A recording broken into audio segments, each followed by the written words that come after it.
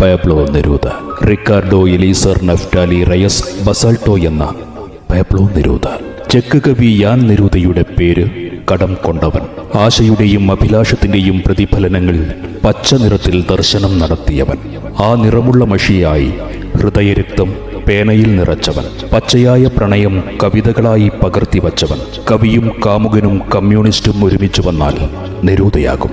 പൊയ്പോയ വർഷങ്ങളുടെ പ്രണയ സാഫല്യങ്ങൾക്ക്, പ്രണയ ചാപല്യങ്ങൾക്ക്, നഷ്ടനൊമ്പരങ്ങൾക്ക്, നിരാശയുടെ കണ്ണീർച്ചാലുകൾക്ക് നെരൂദയുടെ വരികൾ കൂട്ടുണ്ടായിരുന്നു.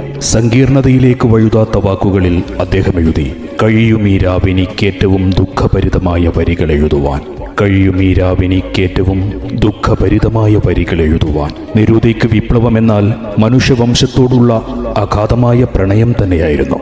സെപ്റ്റംബർ 23 പ്രണയത്തിന്റെയും മരണത്തിന്റെയും നിഗൂഢതകൾ ബാക്കി വെച്ച് നെരൂദ ഈ ലോകത്തോട് വിട പറഞ്ഞ ദിനമാണ്.